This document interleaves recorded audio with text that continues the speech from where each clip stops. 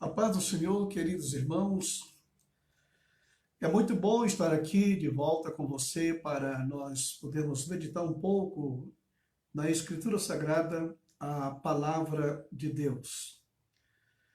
Esta palavra que é viva e produz o efeito desejado. E é muito bom quando nós criamos o hábito de estar sempre lendo a Bíblia Sagrada. Por quê? Porque a nossa intimidade com Deus, você pode observar a intimidade que você tem com uma pessoa. Quando você ama alguém, você está querendo ficar sempre perto dessa pessoa. Você quer sempre ouvir esta pessoa. Você quer interagir com esta pessoa. Você jamais vai interagir com uma pessoa com a boca fechada? Não. Normalmente, o diálogo entre duas pessoas é a coisa mais importante, são as trocas de ideias, são os relacionamentos que existem entre as pessoas. Isto, na realidade, é fundamental. Agora, nós dizemos que amamos a Deus, mas o nosso relacionamento com Ele se resume ao quê? De que forma? De que maneira? Passamos tempo com alguém que nós gostamos. E por que nós não gastamos tempo aos pés do Senhor para conversar com Ele? E Ele que conhece todos os nossos sentimentos está sempre disposto a nos ajudar nesta hora e nesse momento. E quando nós, na realidade, amamos alguém, nós queremos ouvir esta pessoa. Você lembra do tempo que você namorava? Naquela época, quando não existia telefone e internet, que você ansiava por receber uma cartinha, um bilhete, qualquer coisa que trouxesse notícia daquele seu amado ou daquela sua amada. E quando você recebia aquela carta, quantas vezes você lia, quantas vezes você relia, porque você queria saber realmente o que se passava no íntimo daquela pessoa. A nossa carta de amor, a carta do nosso amado que chega até nós, é a Bíblia Sagrada. E se dizemos que amamos a Deus, então, irmão querido, nós não podemos de forma nenhuma desprezar a sua palavra. Quanto mais você se aproxima da Escritura, quanto mais você medita nela, mais você está demonstrando o seu interesse pelo amado da sua alma. Portanto, vamos alimentar cada vez mais e mais a nossa vida com esta palavra, porque é uma demonstração do nosso verdadeiro interesse e amor por Ele, graças ao nome do Senhor. Bem, estamos aqui hoje para falar sobre a família como um projeto de Deus, né? E falar também sobre o verdadeiro amor. O amor, como é que ele se revela, como é que ele se expande, como é que ele se demonstra. O amor, ele não resume-se simplesmente por palavras, mas por ações, por atitudes, por comportamento, por interesses. Então, o amor se evidencia numa série de fatores. E quando este amor se rompe, quando ele é cortado, infelizmente, coisas desastrosas começam a acontecer. Mas eu quero que você acompanhe conosco nesse momento a leitura de um texto da Escritura Sagrada, a Palavra de Deus, para a nossa meditação aqui nesta oportunidade. Na carta aos Efésios, no capítulo 5 e o versículo de número 28, o apóstolo São Paulo nos escreve aqui nesta carta tão magnífica e tão maravilhosa, né, na carta aos Efésios 5 e 28. Assim também os maridos devem amar a sua mulher como ao seu próprio corpo. Quem ama a esposa, a si mesmo se ama. Eu vou repetir esse versículo bíblico e quero que você anote na sua Bíblia Sagrada, justamente porque vamos falar aqui primeiramente sobre o papel do marido nesse contexto, e diz aqui, assim também os maridos devem amar a sua mulher como ao seu próprio corpo. Quem ama a esposa, a si mesmo se ama. Uma das coisas que nós podemos observar aqui nesse assunto que Paulo traz à tona é que nós verificamos o comportamento do homem de várias maneiras. Existe aquela pessoa que zela pelo seu corpo, que cuida da sua saúde, que procura viver bem, que procura o seu asseio normal durante o dia, que procura sempre vestir uma roupa em casa, uma roupa modesta para sair, uma roupa mais elegante. Normalmente, quando nós saímos para o trabalho, para a faculdade, nós queremos lá sempre dar o nosso melhor, porque nós temos estudos, temos capacidade, temos inteligência, e justamente isso por quê? Porque o respeito que eu tenho por mim mesmo, o valor que eu dou a mim mesmo, vai refletir em muito o meu caráter e o meu comportamento com a minha esposa, com a minha família, com os meus entes queridos. Eu jamais vou poder mostrar uma coisa para a minha família que eu não viva aquilo, que o meu comportamento seja diferente. Entretanto, existem pessoas que não têm respeito ao seu próprio corpo, não respeitam a sua própria vida, não se amam. Porque quem ama a si mesmo não vai machucar o seu corpo. E tem pessoas que injetam droga na sua veia, que corrompe a sua mente, que mina a sua saúde, que destrói o seu comportamento, até o ponto do elemento viver um verdadeiro andrajo pelo meio da rua, feito um zumbi, porque pegou o seu corpo e transformou aquilo num depósito de lixo, que muitas vezes fica até irreconhecível quando anda pela rua. De longe já se sente o mau odor, o odor do álcool, do cigarro, da bebida, enfim. Agora veja só a demonstração que esta pessoa tem pelo seu corpo. É a demonstração que ele tem do amor que ele tem por si mesmo. Porque se eu tenho um amor por minha própria vida, meu corpo, minha saúde, eu vou procurar o máximo possível viver de bem com a vida, viver de bem com as pessoas que estão do meu lado, procurando a minha saúde, o meu bem-estar, uma boa alimentação para ter uma saúde realmente à prova de bala. E esse comportamento que eu tenho comigo, esse comportamento que eu possuo, ele vai refletir justamente o meu comportamento com o meu cônjuge. Vamos ler mais uma vez aqui o capítulo 5, versículo 28, desta carta que Paulo escreveu aos Efésios. Assim também os maridos devem amar a sua mulher como ao próprio corpo. Quem ama a esposa, a si mesmo se ama.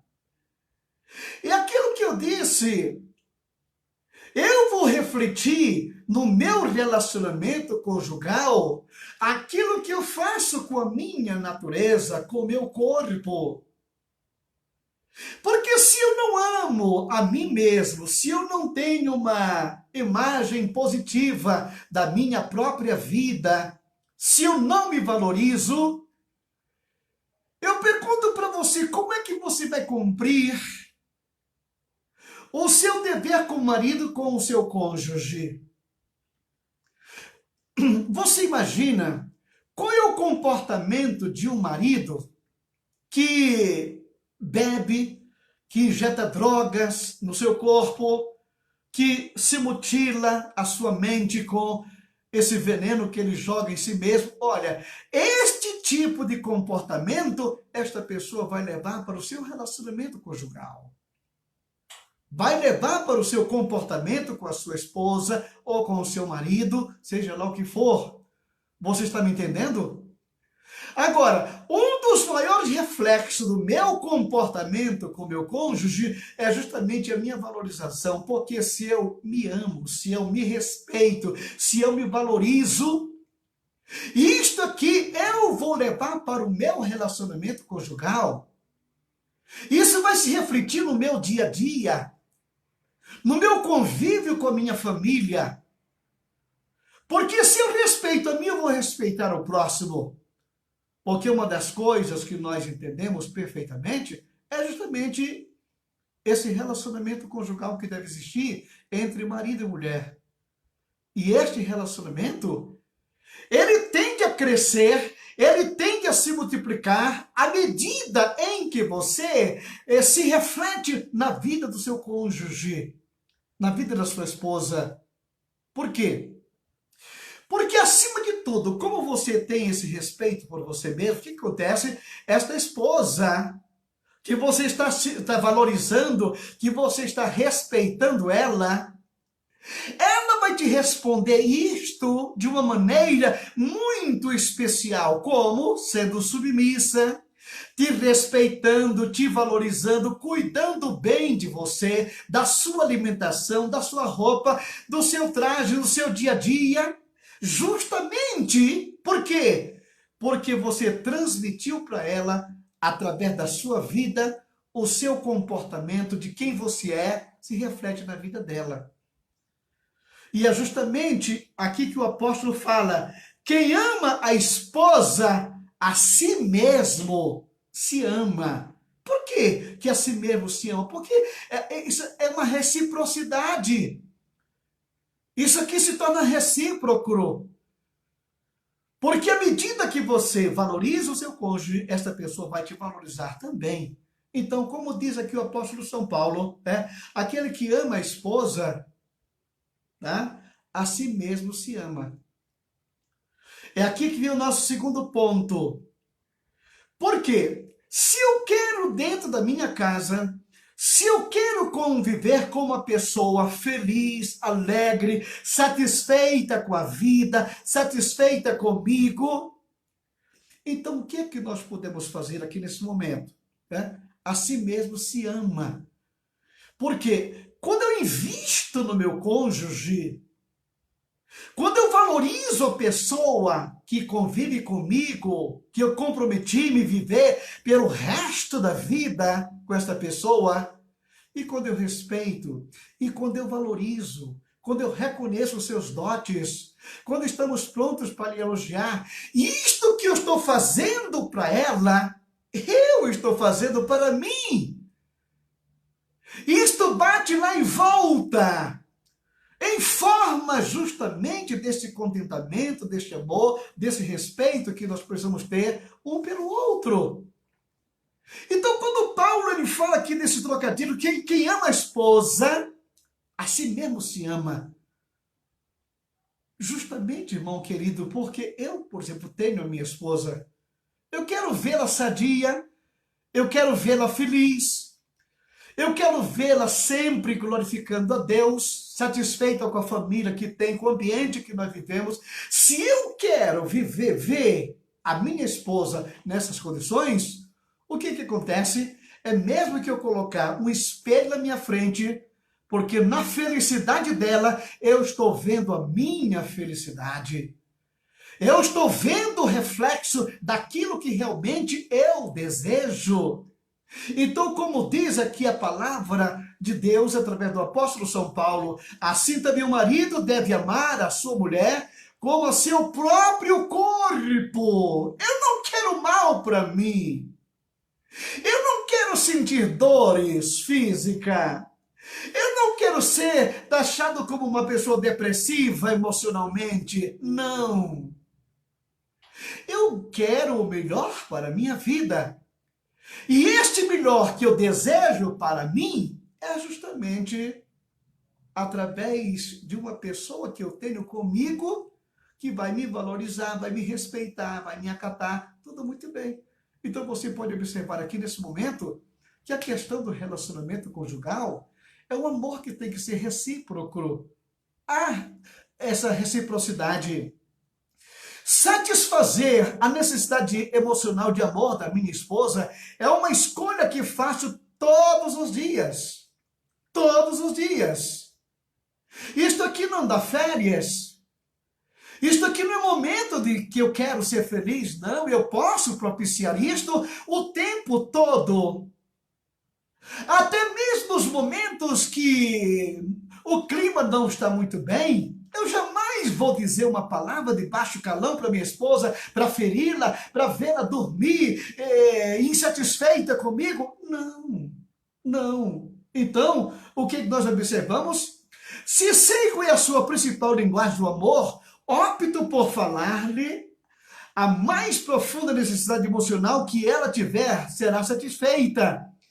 E ela se sentirá segura do meu amor.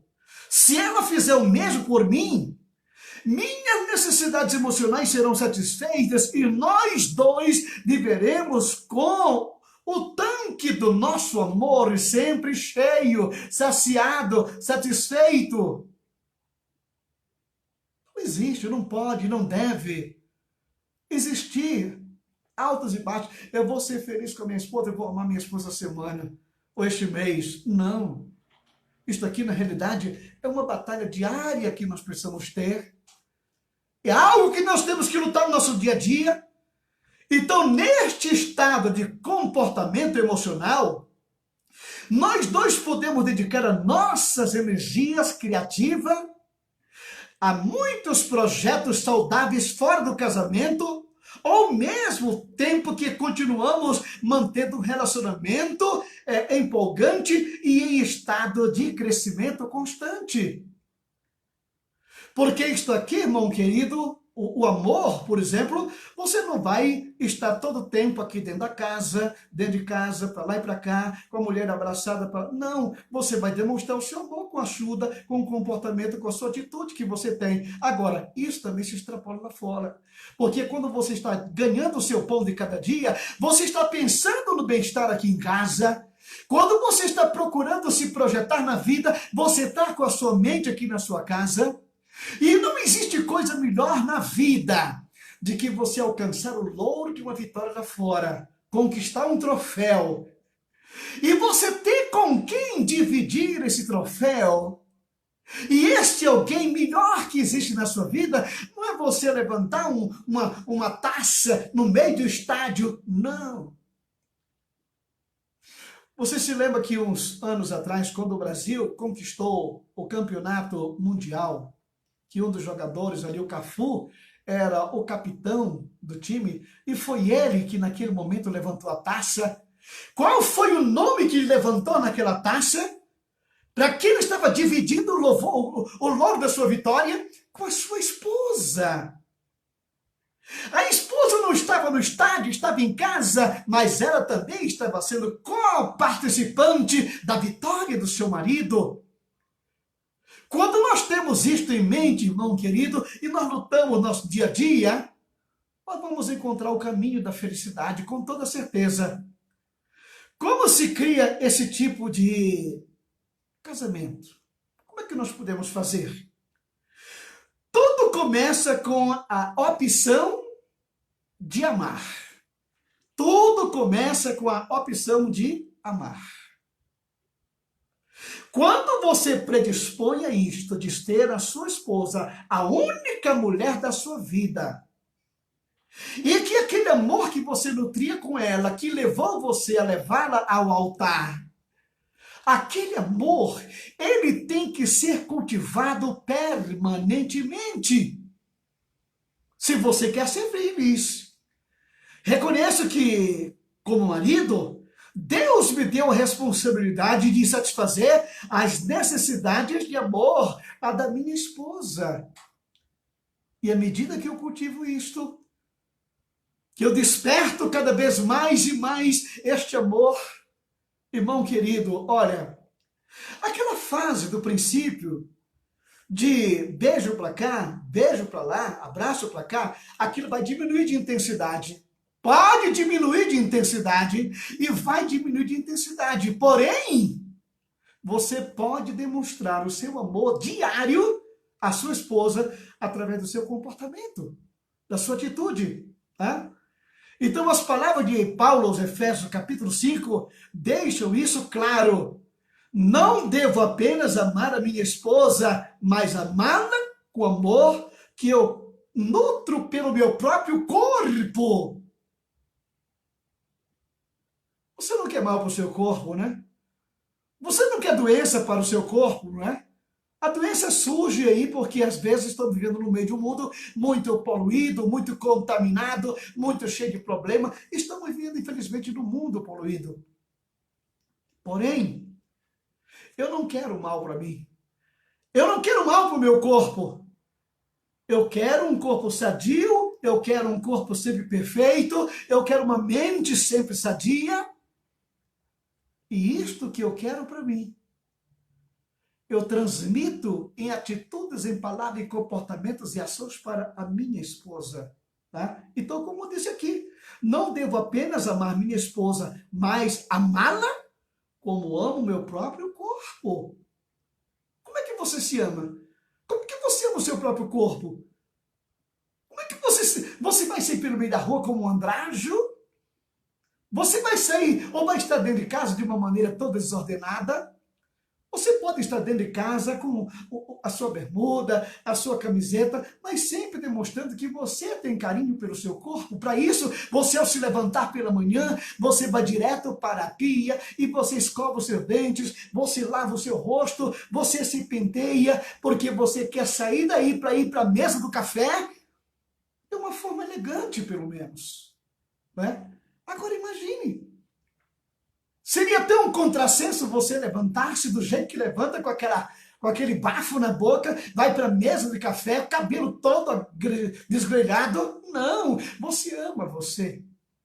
E este amor, ele é transmitido justamente para o nosso comportamento com o nosso cônjuge. Porque quem ama a sua mulher, ama o seu próprio corpo. Porque nós somos os dois uma só carne. Então, essa é uma obrigação difícil, mas com a ajuda do Espírito Santo, opto por aceitar tal responsabilidade. Então, aprendo a falar a sua própria linguagem do amor e opto por usá-la regularmente. Regularmente. Não é de vez em quando, não é quando a coisa está bem. Não, filho, não. Não é falta de dinheiro, não é falta de alimento, não é que vai querer tirar e romper com o seu romance, com o seu amor dentro de casa. Não, esta é a hora dos dois se unir e batalhar juntos, justamente pelo bem da sua casa. Porque se a casa está bem, se estamos tranquilos com a vida, então as coisas caminham normalmente. Mas nunca permitimos que, porque houve uma crise financeira agora, o meu casamento entrou em crise? Não, esta é a hora que mais um casal se une para vencer as vicissitudes da vida, os embates da vida. Esta hora, este momento tão precioso. O que acontece? A atitude e os sentimentos da minha esposa para comigo tornam-se o quê? Positivos. Ela retribui a minha necessidade de amor também. E ela é satisfeita, e ela satisfaz. O amor é uma escolha, que você tem que viver isto. Está entendendo? Então, precisamos entender, na realidade, isto aqui. O apóstolo São Paulo, escrevendo aos Coríntios, ele mostra aqui alguns detalhes interessantes, quando ele diz que o amor, ele envolve sacrifício. Sacrifício de ambas as partes. Em 1 Coríntios capítulo 13 e o versículo 4, declara, o amor, ele é sofredor. O amor é sofredor. É justamente isso que nós precisamos de entender. Muitas vezes precisamos sacrificar a nossa própria vontade para fazer um relacionamento dar certo. Renúncia, exige renúncia da nossa parte. Ele é sofredor. Eu tenho que estar disposto a ceder. Segundo ponto que Paulo fala no versículo 7 desse capítulo 3, é confiança. Tudo sofre e tudo crê. Tudo sofre e tudo crê. Imagina você viver com uma pessoa que você não confia. Você viver ao lado de uma pessoa que você acha que ela está fazendo alguma coisa contrária à sua vontade e que aquilo vai perturbar o seu lar e a sua casa. Irmão amado, uma das coisas que nós encontramos que o amor verdadeiro, ele confia. Um relacionamento não se inicia, nem sobrevive sem confiança. Sem confiança. Olha, uma das coisas que eu vou dizer para você, a minha confiança na minha esposa é uma confiança inabalável.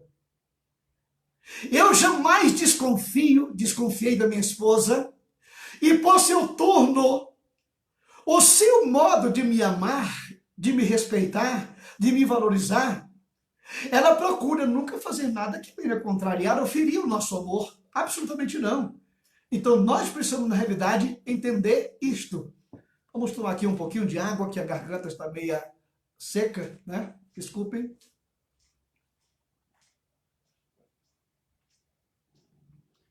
A irmã Raquel, que viu de longe, que a garganta já está seca, e trouxe aqui um copo de água. Isso é casamento, isso é vida a dois. Isso é demonstração de amor. Então, o que é que nós precisamos verificar aqui? Que esta confiança, ela tem que existir. Porque à medida que eu confio na pessoa, esta pessoa vai fazer tudo para merecer a minha confiança. Isto aqui é uma questão de convivência, de diálogo, de confiança. Se a minha esposa disse, Jorge, eu vou sair agora, eu vou lá no mercado, ou vou lá na cidade, meu filho, eu tenho a plena certeza de que ela vai para onde ela disse, assim como eu vou para onde eu falo que vou. Se porventura tiver de mudar o curso do caminho, existe celular. Olha, eu disse que ia lá, mas não tinha lá aquele produto, ele que ir lá em outro lugar, assim, tudo muito bem. Não há essa necessidade, porque onde há confiança, ninguém precisa andar com rastreador. Hoje, na época do celular, o camarada está aqui, mas ele está sabendo pelo celular onde vai o marido, onde está indo a esposa. Isto é amor, amor que não confia. O amor envolve respeito, está no versículo 5. Não se porta com indecência, ele respeita.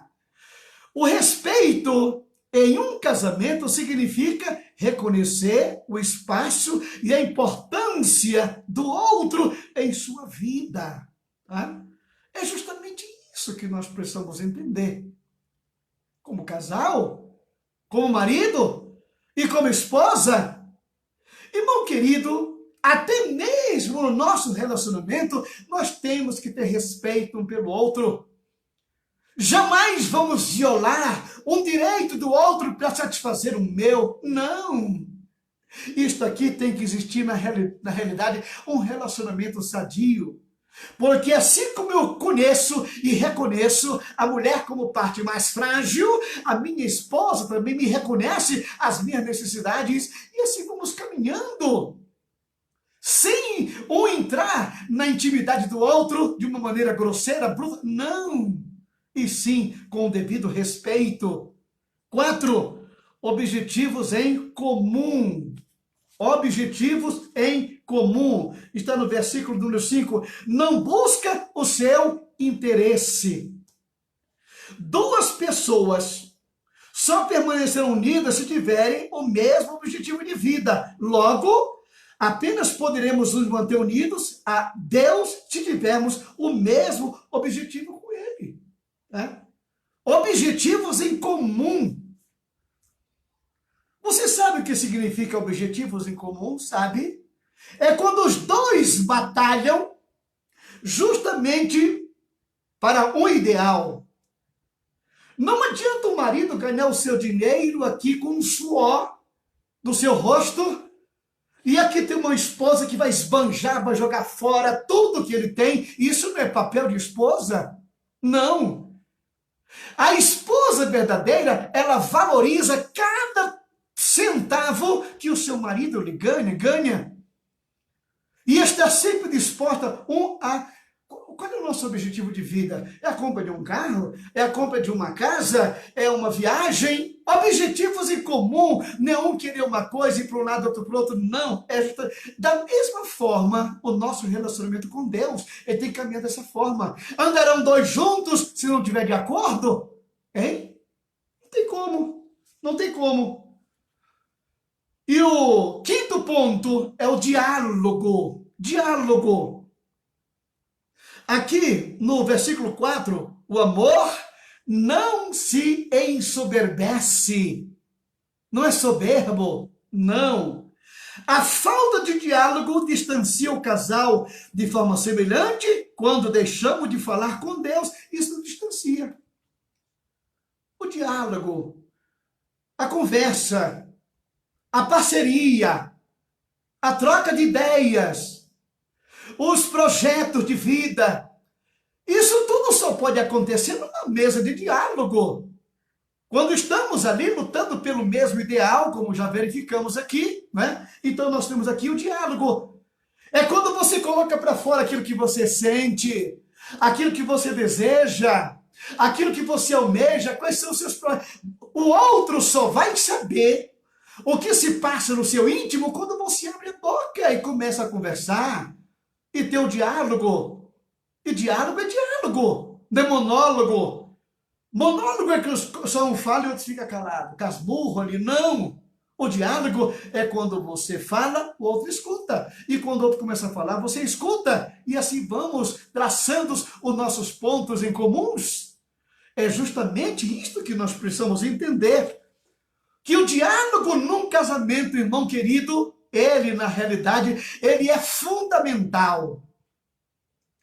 Você me feriu? Somos humanos, isso acontece. Eu fiz alguma coisa que não te agradou? Fez. Então vamos colocar aqui na mesa de conversação, vamos tirar de fora e não vamos deixar que o sol se ponha sobre a nossa ira. Não, não. Vamos resolver tudo aqui num comportamento civilizado de duas pessoas que se entendem, né? Agora fica trancado, um para lá e outro para cá. Passa 2, 3 dias sem falar um com o outro. Que coisa mais grosseira, que coisa mais estúpida. Não deixe o sol se pôr sobre a sua ira. E sexto ponto, atenção, atenção. No versículo 5, não se irrita. Não se irrita. Então, o que nós precisamos? É justamente de uma atenção mais concentrada, como nós encontramos aqui. Diz assim, né? Em um casamento, o marido deve dar atenção à esposa e vice-versa. E vice-versa, né? Olha, você sabe de uma coisa? A vida do casal durante o dia, né? É claro que tem muitas coisas que você pode fazer sem estar olhando na cara do outro. Você está aqui sentado à mesa. Você está aqui no computador. A esposa está lá na pia lavando louça. Ou ela está lá no outro canto lendo um livro. Pode perfeitamente falar, mas o autêntico, a autêntica atenção se dá quando você se coloca frente a frente, quando você olha no olho do seu cônjuge e diz o que você pensa, o que você sente e o que você quer. E da mesma forma quando ambos olham no olho É isto que tem que acontecer. E a coisa mais sadia é você diariamente ver a cor dos olhos da sua esposa ou do seu marido. Alguns tempos atrás, eu tive um problema na minha pálpebra. A minha pálpebra começou a descer, que os meus olhos estavam quase fechando, né? Estavam quase fechando. Eu tive que partir para uma cirurgia. Se não, para falar com você, eu tenho que estar levantando aqui a janelinha do olho, né? Aí fui fazer. E a primeira coisa que a minha esposa falou depois da cirurgia, mas Jorge, como seus olhos são lindos, muito embora já envelhecido, né? Mas ali é quando você vê, quando você olha na menina dos olhos do seu cônjuge e você conversa, isto sim é a verdadeira atenção que você dá para a pessoa que você ama e que você prometeu viver até que a morte o separe ou até que Jesus Cristo volte. Tá? E em sétimo lugar, intimidade. Intimidade. Não se porta com indecência, não busca os seus próprios interesses. Isto aqui que Paulo está falando, praticamente já diz tudo. Tá? Já diz tudo. Porque, na realidade, irmão querido, você sabe que uma das coisas que o marido cristão tem, ou pelo menos deve ter, é justamente o domínio próprio. Né? Domínio próprio. Uma pessoa que não se domina, ela não respeita os limites do outro. Não respeita por quê? Porque esta vida na intimidade, isto aqui, irmão, é onde se coroa, onde se consagra todo um relacionamento de uma vida. É nesse momento íntimo do casal. É quando um está disposto a atender o outro da melhor maneira possível. E é justamente sem qualquer tipo de invasão da sua privacidade. Tudo muito bem. Isto aqui é fundamental na vida de um casal. Então Deus premia um casal que vive bem justamente com esse momento a dois. Isto aqui, na realidade, foi feito por Deus, justamente isso, tá? Então, nós precisamos cultivar cada vez mais o nosso cônjuge, este nosso amor. E voltando aqui para o que o apóstolo São Paulo escreveu, na carta aos Coríntios, no capítulo 5, 28, assim também o marido deve amar a sua mulher como o seu próprio corpo. Quem ama a esposa, a si mesmo se ama. Você sabe onde está o meu amor pela minha esposa? Está no trato que eu dou a mim mesmo. E à medida que eu valorizo ela, eu estou valorizando a minha própria pessoa. Portanto, querido irmão, diz o apóstolo São Pedro, vivei a vida comum do lar com discernimento, tá? Respeitando a sua esposa como o sexo mais frágil. E nós observamos que essa convivência, né, a vida comum do lar, é do dia a dia, é a reciprocidade, é o modo como um procura agradar o outro. E nós vamos, em nossa própria próxima reflexão, verificar justamente isto no nosso relacionamento com a nossa vida conjugal. Quais são os 5 pontos importantes que nós precisamos ter para fazer o nosso cônjuge feliz e satisfeito conosco? Que Deus nos abençoe. E o meu desejo é que você cresça cada vez mais na graça e no conhecimento e tenha no seu lar um verdadeiro altar onde o nome do Senhor ele vai ser glorificado através da sua vida, do seu comportamento, da sua atitude, da sua ação. E quem vai ganhar com isso, sabe quem é? A felicidade, a paz, a tranquilidade num lar onde duas pessoas se amam, se valorizam e se respeitam. Pai de amor, eu te peço esse momento pelos meus irmãos que estão na escuta do programa. Que o teu santo, eterno e doce Espírito possa falar mais alto em nossos corações. E que nós possamos crescer como casal, a cada instante, não somente na nossa vida intelectual, na leitura, os estudos, mas na nossa vida espiritual também, que são fatores que não podem viver dissociado. Nós temos que cuidar da nossa vida física, mas também temos que cuidar da nossa vida espiritual. Fortalece os laços na vida desse casal que está na escuta do programa. Dê a eles cada vez mais essa capacidade de viver a vida comum do lar com discernimento, sendo o Senhor o centro desta casa, dessa família e todo esse empreendimento. Continua conosco, Pai, em nome de Jesus. Amado Deus, nós ainda te glorificamos pela vida das autoridades desta cidade de Campinas. Eu te peço nesse momento que o Senhor venha sobre a vida do prefeito de Campinas, os vereadores dessa cidade, esses homens que estão batalhando para manter a ordem nesse município, Senhor. Continua ajudando e fortalecendo, Pai, essas instituições que estão aqui. Eu também te peço nesse momento ali pelo presidente da República, pelos ministros que estão ao seu lado, Senhor. Dê ao teu servo a capacidade, a sabedoria para administrar esta nação da melhor maneira possível, visando o bem-estar da sua população, visando o bem-estar do próximo. Para isto, eles foram ali colocados. Por isso, que a tua bênção esteja sobre eles de maneira especial. Ajuda, Senhor, o presidente supremo da Câmara, do Senado e dos deputados, os governadores, autoridades constituídas. Foi o Senhor quem constituiu eles. Não importa o que eles estejam fazendo agora, porque se estiver agindo certo, o teu nome é glorificado. Se estiver agindo de maneira errada, o Senhor sabe como agir. Não sou eu que vou me rebelar. Não sou eu, porque quem sou eu para me levantar contra uma autoridade que o Senhor constituiu? Nós não podemos fazer isso, por isso abençoa. Eu nesse momento também te peço, Senhor, pela paz de Jerusalém. Eu te peço pelo primeiro-ministro daquela nação, que o Senhor continue guardando o povo judeu na face da terra. Senhor, que o teu nome seja glorificado na vida dessas pessoas.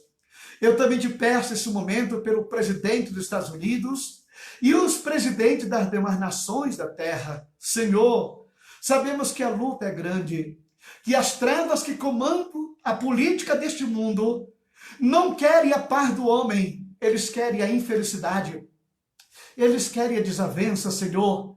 Por isso nós pedimos o teu auxílio, Senhor, do alto, sobre as nações da terra, sobre as autoridades que governam. Senhor dos exércitos, envia os teus anjos sobre este planeta, Pai, e que nós possamos viver dias tranquilos e pacíficos.